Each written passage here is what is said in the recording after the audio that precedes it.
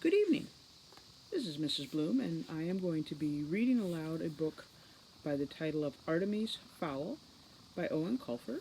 I've chosen to read this book aloud, number one, because when Garrett was a middle school student, he very much enjoyed the Artemis Fowl books. Second, it's also going to be coming out as a movie later on. Not sure when, with everything that's going on. Uh, I had started reading this aloud before, some of you know that. However, I did find out that I needed to get permission, and so I actually emailed Disney Hyperion, and they forwarded me to another site that said that I was allowed to read this out loud as long as it was done through a Google Classroom. So this will be only shared through Google Classroom, not as open YouTube. So, Artemis Fowl by Eoin Colfer. Prologue. How does one describe Artemis Fowl? Various psychiatrists have tried and failed. The main problem is Artemis' own intelligence. He bamboozles every test thrown at him. He has puzzled the greatest medical minds and sent many of them gibbering to their own hospitals. There is no doubt that Artemis is a child prodigy, but why does someone of such brilliance dedicate himself to criminal activities? This is a question that can be answered by only one person, and he delights in not talking. Perhaps the best way to create an accurate picture of Artemis is to tell you the by now famous account of his first villainous venture. I have put together this report from first-hand interviews with the victims, and as the tale unfolds, you will realize that this was not easy. The story began several years ago, at the dawn of the 21st century. Artemis Fowl had devised a plan to restore his family fortune, a plan that could topple civilization and plunge the planet into a cross-species war. He was 12 years old at the time. Chapter 1. The Book. Ho Chi Minh City in the summer. Sweltering by anyone's standards. Needless to say, Artemis Fowl would not have been willing to put up with such discomfort if something extremely important had not been at stake. Important to the plan. Sun did not suit Artemis. He did not look well in it. Long hours indoors in front of a computer screen had bleached the glow from his skin. He was white as a vampire and almost as testy in the light of day. "I hope this isn't another wild goose chase, Butler," he said, his voice soft and clipped, "especially after Cairo." It was a gentle rebuke. They'd traveled to Egypt on the word of Butler's informant. "No, sir. I'm certain this time. Nyan is a good man."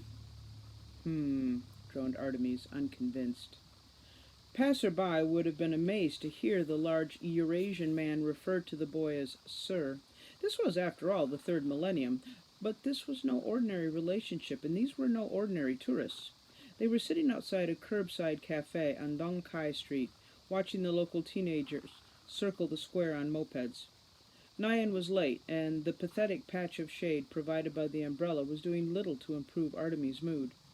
But this was just his daily pessimism. Beneath the sulk was a spark of hope. Could this trip actually yield results? Would they find the book? It was too much to hope for. A waiter scurried to their table. "More tea, sirs?" he asked, his head bobbing furiously. Artemis sighed. "Spare me the theatrics and sit down." The waiter turned instinctively to Butler, who was, after all, the adult. "But, sir, I am the waiter."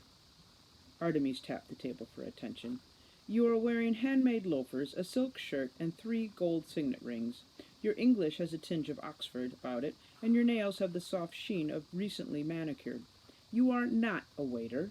You are our contact, Nguyen Juan, and you have adopted this pathetic disguise to discreetly check for weaponry." Nyan's shoulders sagged. "It is true. Amazing." "Hardly. A ragged apron does not a waiter make." Nyan sat, pouring some mint tea into tiny china cups. "Let me fill you in on the weapon status," continued Artemis. "I am unarmed.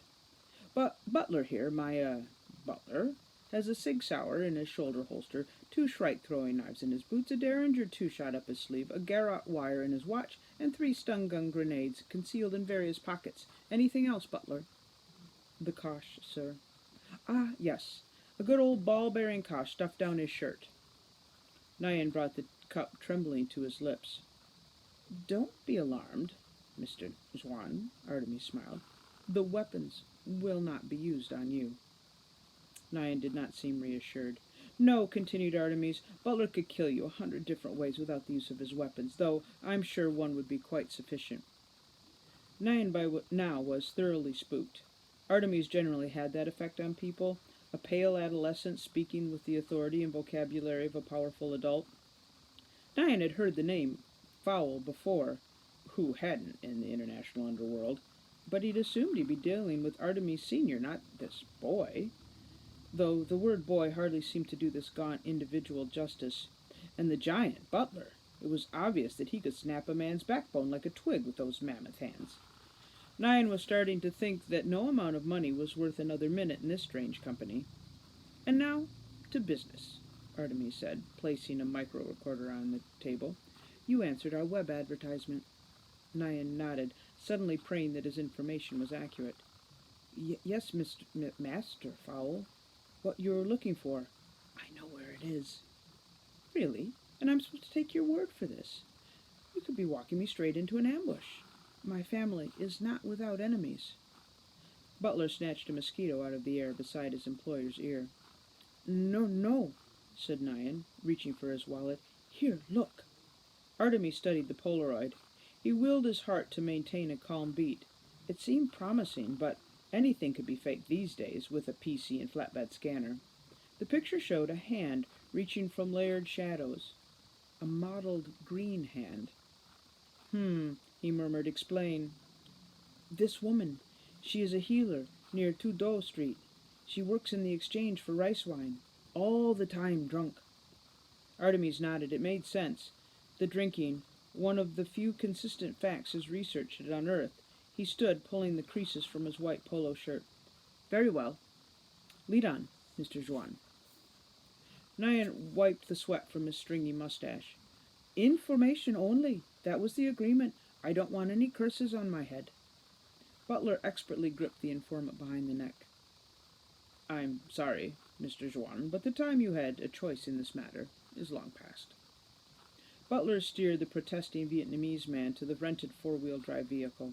It was hardly necessary on the flat streets of Ho Chi Minh City, or Saigon, as the locals still called it, but Artemis preferred to be as insulated from civilians as possible. The jeep inched forward at a painfully slow rate, made all the more excruciating by the anticipation building in Artemis' chest. He could suppress it no longer. Could they at last be at the end of their quest, after 6 false alarms across 3 continents? Could this wine-sodden healer be the gold at the end of the rainbow? Artemis almost chuckled. Gold at the end of the rainbow. He made a joke. Now there's something that didn't happen every day. The mopeds parted like fish on a giant shoal. There seemed to be no end to the crowds. Even the alleyways were full to bursting with vendors and hagglers. Cooks dropped fish leads into walks of hissing oil, and urchins threaded their way underfoot, searching for unguarded valuables. Others sat in the shade, wearing out their thumbs on Game Boys. Nyan was sweating right through his khaki top. It wasn't the humidity. He was used to that. It was this whole cursed situation. He should have known better than to mix magic and crime. He made a silent promise that if he got out of this, he would change his ways. No more answering shady internet requests, and certainly no more consorting with the sons of European crime lords. The jeep could only go so far. Eventually, the side streets grew too narrow for the four-wheel drive. Artemis turned to Nyan. It seems we must proceed on foot, Mr. Juan. Run if you like, but expect a sharp and fatal pain between your shoulder blades. Nyan glanced into Butler's eyes. They were a deep blue, almost black. There was no mercy in those eyes. Don't worry, he said. I won't run. They climbed down from the vehicle. 1,000 suspicious eyes followed their progress along the streaming alley. An unfortunate pickpocket attempted to steal Butler's wallet. The manservant broke the man's fingers without looking down. They were given a wide berth after that. The alley narrowed to a rutted lane. Sewage and drain pipes fed directly into the muddy surface. Cripples and beggars huddled on rice mat islands. Most of the residents of this lane had nothing to spare, with the exception of 3. Well? Demanded Artemis. Where is she? Nyan jabbed a finger toward a black triangle beneath a rusted fire escape. There. Under there. She never comes out. Even to buy rice spirits, she sends a runner. Now, can I go?" Artemis did not bother answering. Instead, he picked his way across the puddled lane to the lee of the fire escape. He could discern furtive movements in the shadows.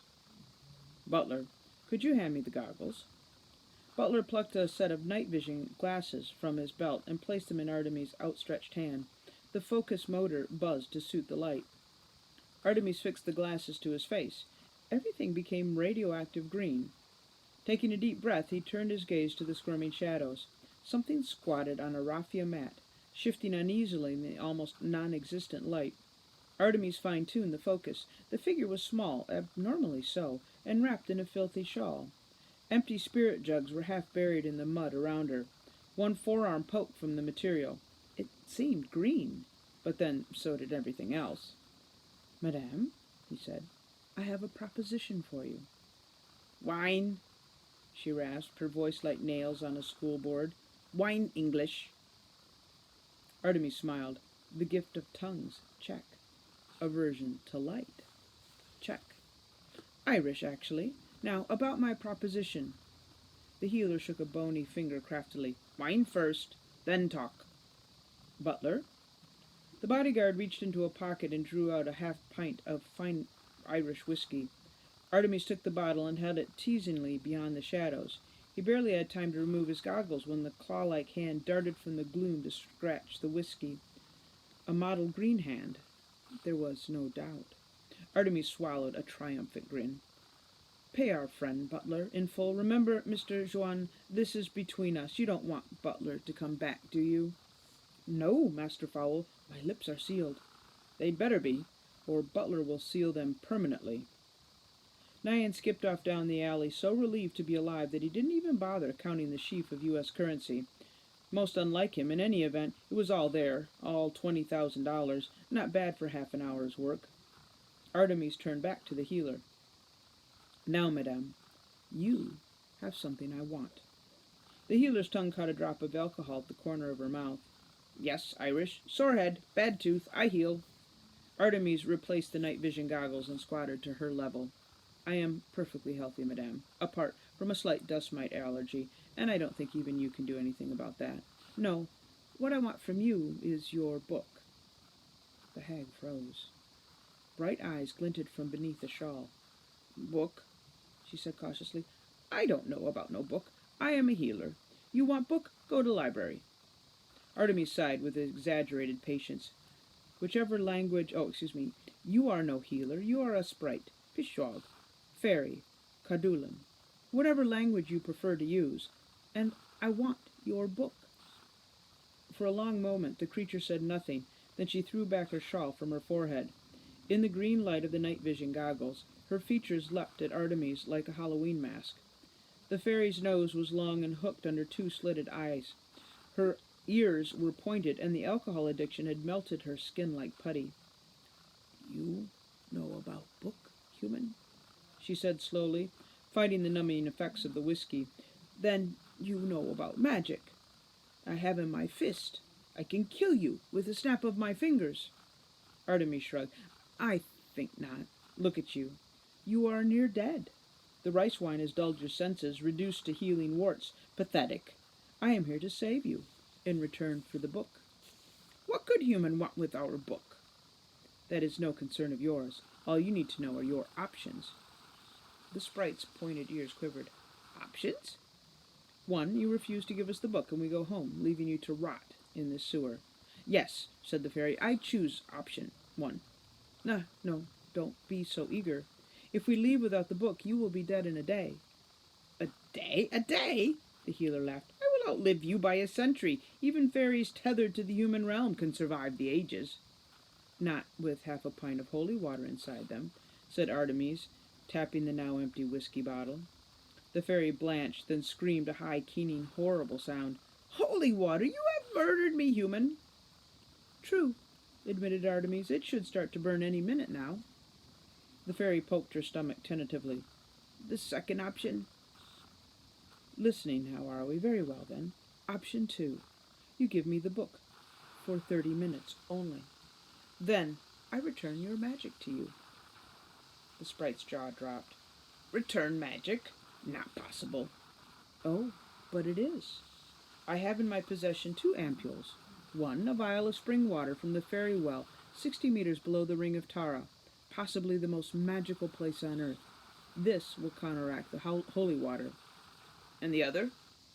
The other is a little shot of man-made magic, a virus that feeds on alcohol mixed with a growth agent. It will flush every drop of rice wine from your body, remove the dependence, and even bolster your failing liver. It'll be messy, but after a day you'll be zipping around as though you were 1,000 years old again. The sprite licked her lips. To be able to rejoin the people? Tempting. How do I trust you, human? You tricked me once already. Good point. Here's the deal. I'll give you the water on faith. Then, after I have a look at the book, you get the booster. Take it or leave it. The fairy considered. The pain was already curling around her abdomen. She thrust out her wrist. I'll take it. I thought you might, Butler. The giant manservant unwrapped a soft velcroed case containing a syringe gun and 2 vials. He loaded the clear one, shooting it into the sprite's clammy arm. The fairy stiffened momentarily, then relaxed. Strong magic, she breathed. Yes, but not as strong as your own will be when I give you the second injection. Now, the book. The sprite reached into the folds of her filthy robe, rummaging for an age. Artemis held his breath. This was it. Soon the Fowls would be great again. A new empire would rise, with Artemis Fowl II at its head. The fairy woman withdrew a closed fist. No use to you anyway. Written in the old language. Artemis nodded, not trusting himself to speak. She opened her knobbly fingers. Lying in her palm was a tiny golden volume the size of a matchbox. Here, human. 30 of your minutes, no more. Butler took the tiny tome reverentially. The bodyguard activated a compact digital camera and began photographing each wafer-thin page of the book. The process took several minutes. When he finished, the entire volume was stored in the camera's chip. Artemis preferred not to take any chances with information. Airport security equipment had been known to wipe many a vital disk, so he instructed his aide to transfer the file to his portable phone and then from there email it to Fowl Manor in Dublin. Before the 30 minutes were up, the file containing every symbol in the fairy book was sitting safely in the Fowl server. Artemis returned the tiny volume to its owner. Nice doing business with you. The sprite lurched to her knees. The other potion, human. Artemis smiled. Oh, yes, the restoring booster. I suppose I did promise. Yes, human promised. Very well, but before we administer it, I must warn you that purging is not pleasant. You're not going to enjoy this one bit. The fairy gestured around her at the squalid filth. You think I enjoy this? I want to fly again. Butler loaded the second vial, shooting this one straight into the carotid artery. The sprite immediately collapsed on the mat, her entire frame quivering violently. Time to leave, commented Artemis. 100 years of alcohol leaving a body by any means possible is not a pretty sight. The butlers had been serving the fowls for centuries. It had always been that way. Indeed, there were several eminent linguists of the opinion that this was how the common noun had originated.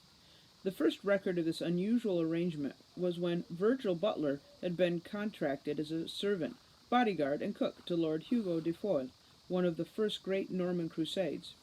At the age of 10, Butler children were sent to a private training center in Israel, where they were taught the specialized skills needed to guard the latest in the fowl line. These skills included cordon bleu cooking, marksmanship, a customized blend of martial arts, emergency medicine, and information technology. If at the end of the training there was not a fowl to guard, then the butlers were eagerly snapped up as bodyguards for various royal personages, generally in Monaco or Saudi Arabia. Once a fowl and butler were put together, they were paired for life. It was a demanding job and lonely, but the rewards were handsome if you survived to enjoy them. If not, then your family received a 6-figure settlement plus monthly pension. The current butler had been guarding young Master Artemis for 12 years, since the moment of his birth. And though they adhered to the age-old formalities, they were much more than master and servant. Artemis was the closest thing Butler had to a friend, and Butler was the closest thing Artemis had to a father, albeit one who obeyed orders. Butler held his tongue until they were aboard the Heathrow connection from Bangkok, then asked, Artemis? Artemis looked up from the screen of his power book. He was getting a head start on translation. Yes? The sprite. Why didn't we simply keep the book and leave her to die? A corpse is evidence, Butler. My way, the people will have no reason to be suspicious. But the sprite. I hardly think she will confess to showing humans the book. In any case, I mixed a slight amnesiac into her second injection. When she finally wakes up, the last week will be a blur. Artemis nodded appreciatively. Always 2 steps ahead, that was Master Artemis. People said he was a chip off the old block. They were wrong. Master Artemis was a brand new block, the likes of which had never been seen before. Doubts assuaged, Butler returned to his copy of Guns and Ammo, leaving his employer to unravel the secrets of the universe. And that is the end of Chapter 1. We will continue another time. Have a good evening.